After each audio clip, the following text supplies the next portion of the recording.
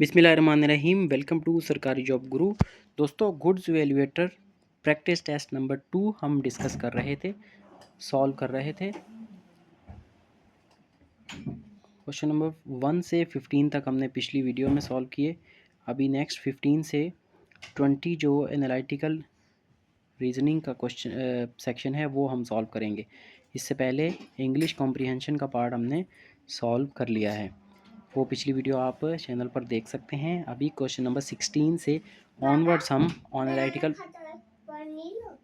Reasoning और logical reasoning का part हम यहाँ सॉल्व करेंगे। तो क्वेश्चन नंबर 16 है, if all goods evaluators are officers and some officers are lawyers which conclusion follows. कह रहा है कि goods evaluator are officer, officer का एक बड़ा सर्किल, जैसे पिछली वीडियो में बताया, बड़ा सर्किल बनेगा और उसके अंदर आएंगे तमाम goods evaluator. And some officers are lawyers, और कुछ ऑफिसर्स जो हैं, यानी एक ऑफिसर्स के अंदर एक छोटा सर्किल बनेगा, वो बनेगा लॉयर्स का, यानी एक गुड्स इवेल्युएटर का सर्किल बनेगा और एक बनेगा लॉयर्स का। ठीक है, और एक बड़ा सर्किल जिसमें ये दोनों सर्किल आएंगे वो आएगा ऑफिसर्स का।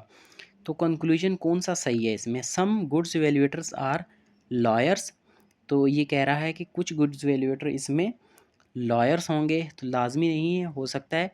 उसने जब कहा हुआ है कि कुछ तमाम गुड्स इवेल्युएटर ऑफिसर्स हैं और कुछ ऑफिसर्स जो हैं वो लॉयर्स हैं, तो लाजमी नहीं है कि गुड्स इवेल्युएटर कुछ लॉयर भी हों, अलग अलग भी हो सकते हैं। जैसे पहले बताया कि दोनों का अलग सर्किल भी बन सकता है, लेकिन हैं सारे officers. All officers are lawyers नहीं है, तो बिल्कुल ही गलत है। कुछ ऑफिसर्स जो है वो गुड्स इवेल्युएटर हैं, कुछ लॉयर्स हैं। No goods evaluator is a lawyer, तो ये भी हम कह नहीं सकते, को हो सकता है कि कुछ गुड्स इवेल्युएटर लॉयर भी हों। ठीक है, तो कैन नॉट बी डिटरमिन्ड, तो डी ऑप्शन इसका सही है कि इस इंफॉर्मेशन से हम ये पता नहीं लगा सकते कि कोई गुड्स इवेल्युएटर लॉयर भी है या नहीं है। क्वेश्चन नंबर 17 में है, फाइंड द नेक्स्ट नंबर। तो ये एक सीरीज़ दी गई है जिसमें कुछ नंबर दिए हुए हैं। पहला है 2, दूसरा है 5 और तीसरा है 11। यानी पहले और दूसरे में जो डिफरेंस, पहले आपने यही देखना है कि ये पहले और दूसरे में कुछ प्लस करने से या कुछ माइनस करने से आगे वाला नंबर बन रहा है। तो 2 में 3 जमा करेंगे तो 5 बनता है, 5 में 6 जमा करेंगे तो 11 बन रहा है। यानी नंबर जो है जमा करने वाला वो डबल हो रहा है, पहले 3 था फिर 6 हो गया। फिर 11 में 12 जमा करेंगे तो 23 होगा, 23 में 24 जमा करेंगे तो 47 बन रहा है। अभी 24 जमा हुए तो नेक्स्ट होंगे 48 इसमें ऐड, तो 47 में 48 जब हम ऐड करेंगे तो क्वेश्चन नंबर 17 का आंसर बन जाएगा 95। ठीक है, यानी जो एडिशन वाला नंबर है वो डबल हो रहा है। क्वेश्चन नंबर 18 में है, find the odd one out. Odd one out का मतलब ये होता है कि इसमें 3 चीज़ें एक जैसी हैं, चौथी जो है वो उनसे मुख्तलिफ है। अगर 3 इंसान हैं तो चौथा जो है वो कोई परिंदा है, कोई जानवर है। तो ए में है क्यूब, बी में है स्फेयर, सी में है सिलेंडर और डी में है ट्राइंगल। तो क्यूब क्यूब भी जो होता है वो 3 डायमेंशनल तस्वीर है, जैसे एक कार्टन वगैरह होता है, डब्बा होता है, उसको क्यूब बोलते हैं। बी में है स्फेयर, स्फेयर बोलते हैं जिस तरह से ज़मीन है या एक बॉल होती है, गोल होती है, और वो 3 डायमेंशनल है। सिलेंडर, सिलेंडर तो आपको पता है जिस तरह से होता है, ये भी 3 डायमेंशनल तस्वीर है। अब चौथा जो है ट्राइंगल है, ये 2 डायमेंशनल पिक्चर है। ट्राइंगल आप ड्रॉ तो कर सकते हैं, लेकिन उसको फिज़िकली दिखाने के लिए आपको क्या कोन वगैरह बनानी पड़ेगी। ठीक है, तो ट्राइंगल जो है वो ऑड वन आउट है, डी ऑप्शन सही है इसका। 19 में है, if custom is coded as DVTUPNT then import is coded as. अब इसमें जो पहले 2 कोड दिए हुए हैं उसमें सी को ओ डी के इक्वल ले रहा है, यू को वी के, टी को एस को टी के, टी को यू के, ओ को पी के और एम को एन के बराबर ले रहा है और एस को टी के बराबर ले रहा है। यानी एक अल्फ़ाबेट वो आगे चला रहा है। सी के बाद डी आ रहा है तो आप आई के बाद लिखेंगे जे। ठीक है, तो जे सब में आ गया। फिर एम के बाद एन आता है तो एन भी सब में है। पी के बाद क्यू आता है तो उसने क्यू भी सब में दिया हुआ है। तो आप ऐसे करते जाएं। ओ के बाद पी, पी देखो 2 में है, 3 में है, चौथे में नहीं है, ओ है चौथे में। आर के बाद एस, अब देखें एस पहले और चौथे में है, तो चौथा तो पहले ही निकल गया था क्योंकि उसमें ओ आया था, पी नहीं आया था। तो ए ऑप्शन सही लग रहा है, टी की जगह यू, टी के बाद यू, तो ए ऑप्शन इसका 19 का बिल्कुल सही है, यानी एक अल्फ़ाबेट आपने आगे चलाना है। 20वां है A is older than B, A जो है बी से बड़ा है, यानी ए बी से बड़ा है, बट यंगर देन सी, यानी इसमें अभी कौन बड़ा हो गया, बी। ए जो है वो बी से छोटा है, sorry A is old, sorry A जो है वो बी से बड़ा है लेकिन सी से छोटा है, ठीक है। तो यहाँ सबसे बड़ा हो गया C. D is younger than B, और डी जो है वो बी से छोटा है।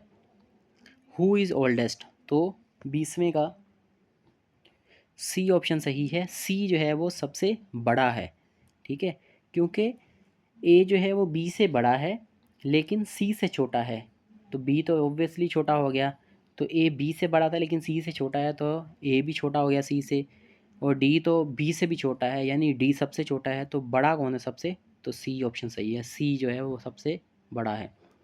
21 में स्टेटमेंट है all imported goods are taxable, some taxable goods are exempt, कुछ टैक्सेबल गुड्स जो है वो उनके ऊपर कोई टैक्स नहीं है।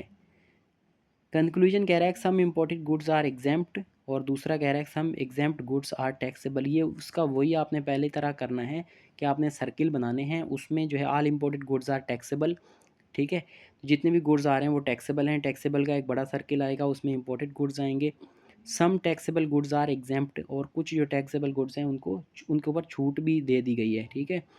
तो सम इम्पोर्टेड गुड्स आर टैक्सेबल, लाजमी नहीं है कि सारे गुड्स जो है वो टैक्सेबल इम्पोर्टेड ही होते हैं, कुछ डोमेस्टिक भी तो होते हैं, उनके ऊपर भी तो टैक्स लगता है। और सम एग्जेम्प्ट गुड्स आर टैक्सेबल, और कुछ जो छोड़े हुए हैं वो टैक्सेबल हैं।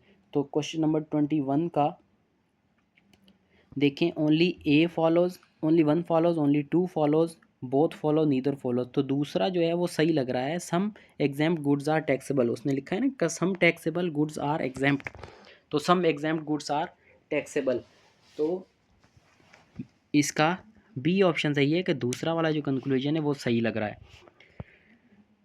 क्वेश्चन नंबर 22 में क्या कह रहा है, find the next term, series दी हुई है 1 4 9 16 25।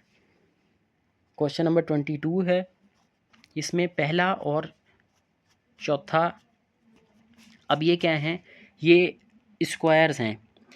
पहला जो है 1 का स्क्वायर है, 1 को 1 से मल्टीप्लाई किया तो 1 ही आया, 2 को 2 से मल्टीप्लाई किया तो 4 आया, 3 को 3 से मल्टीप्लाई किया 9, तो पहला एक का स्क्वायर है, दूसरा 2 का स्क्वायर है, तीसरा 3 का, चौथा 4 का, पाँचवा 5 का स्क्वायर है, छठा 6 का स्क्वायर, 36 आएगा, सी ऑप्शन सही है इसमें। A clock gains 5 minutes every hour, एक जो घड़ी है उसको 5 मिनट्स जो है वो बढ़ रहे हैं, हर घंटे के बाद उसमें 5 मिनट बढ़ जाते हैं। How many minutes will it gain in 24 hours, तो एक घंटे जब गुजरता है तो 5 मिनट बढ़ते हैं, तो 24 घंटे जब गुजरेंगे यानी 12 घंटे अगर गुजरेंगे तो उसमें 5 से मल्टीप्लाई करें तो 60 मिनट्स, एक घंटा बढ़ जाएगा, 24 घंटों के बाद उसमें 2 घंटे बढ़ेंगे, 120 मिनट, तो सी ऑप्शन सही है क्वेश्चन नंबर 23 का। क्वेश्चन नंबर 24 है, अ cube has how many diagonals, एक क्यूब जो होता है, क्यूब बोलते हैं कि एक जो जिस तरह से एक बॉक्स होता है ना वो होता है क्यूब, ठीक है, जो चारों साइडों से बराबर होता है। स्क्वायर की 3 डायमेंशनल फिगर होती है क्यूब, यानी एक कमरा अगर है उसकी चारों दीवारें 6 की 6 दीवारें एक जितनी हैं तो उसको बोलते हैं, छत और ज़मीन भी उतना ही है और साइडें भी उतनी होंगी तो उसको बोलते हैं क्यूब। तो उसमें डायगोनल्स कितने हैं, यानी कोने को अगर सामने वाले कोने के साथ मिलाएं अपोजिट के साथ तो कितने डायगोनल्स बनेंगे। तो क्वेश्चन नंबर 24 का ए ऑप्शन हमारे पास सही है, 4 डायगोनल्स उसके बनेंगे। Question number 25, if train is written as WUDLQ then plane is, तो इसमें भी आपने कोड को मिलाना है, टी के बाद उसने W ऐड किया है, सही है। शुरू वाला जो कोड होते हैं उनको आप एक दूसरे के ऊपर नीचे लिख रहे हैं, यानी ट्रेन के नीचे आप WUDLQ लिखें और फिर देखें टी के साथ W मिल रहा है, आर के साथ यू, ए के साथ डी, आई के साथ एल मिल रहा है और एन के साथ क्यू। तो 3 का फ़र्क आ रहा है। टी के बाद क्या आएगा, यू वी डब्ल्यू, यानी 2 का फ़र्क आ रहा है। ठीक है, ए के बाद बी और सी को छोड़ के डी ऐड किया हुआ है। तो आपने प्लेन में इसी तरह से करना है कि पी के बाद क्यू, आर और फिर एस आएगा। ठीक है, तो एल के बाद एम, एन, फिर ओ, ए के बाद बी सी छोड़ के डी, और इसी तरह से एन में जो है वो क्या आएगा, एन की जगह ओ पी, तो क्यू आ जाएगा। और ई जो है, ई की जगह एफ, जी छोड़ के एच आ जाएगा। तो कौन सा ऑप्शन सही हुआ आपका 25 का? ऑप्शन नंबर ए सही है। ए और डी सी ऑप्शन जो हैं वो दोनों सेम हो गए हैं, तो दोनों ही आप करेक्ट कर सकते हैं। क्वेश्चन नंबर 26 में find the missing letter. Find the missing letter, ये सीरीज़ दोबारा इसमें ऐड हुई है। तो पहला 7 है, दूसरा 21 है, तीसरा 63 है, चौथा जो है वो 189 है, और पांचवा इसमें क्या होगा, इसमें पहला नंबर जो है वो 3 से मल्टीप्लाई होकर अगला नंबर बन रहा है। 7 3 ज़ा 21, 21 3 ज़ा 63, 63 3 ज़ा 189, और 189 को 3 से मल्टीप्लाई करेंगे तो नेक्स्ट लेटर आ जाएगा 577 हो जाएगा। सी ऑप्शन इसमें सही। फिर 27 में a man walks 4 kilometre north, 3 kilometre east, 4 kilometre south, how far is he from starting point. तो आपने पहले जो है वो नॉर्थ ऊपर की तरफ होता है, अपने स्टार्टिंग पॉइंट से ऊपर की तरफ 4 किलोमीटर जाएगा। फिर 3 किलोमीटर वो ईस्ट यानी राइट साइड पे मुड़ेगा 3 किलोमीटर, और फिर 4 किलोमीटर वापस आएगा। तो आप देखें, पहले ऊपर गया, फिर राइट साइड पे गया, फिर 4 किलोमीटर नीचे आया, तो वो अपने उसी डायरेक्शन में आ गया, लेकिन अपने इनिशियल पॉइंट से वो कितना है, वो राइट साइड पे होगा 3 किलोमीटर। तो इसमें बी ऑप्शन सही है। क्वेश्चन नंबर 28 है, if south is equals to 75 then north is equals to. ठीक है, using some of alphabetical position आपने उसको करना है। क्वेश्चन नंबर 28 का आपका सी ऑप्शन सही है। जो अल्फ़ाबेटिकल जो लेटर इसमें दिए हुए हैं उनका आपने सम करना है।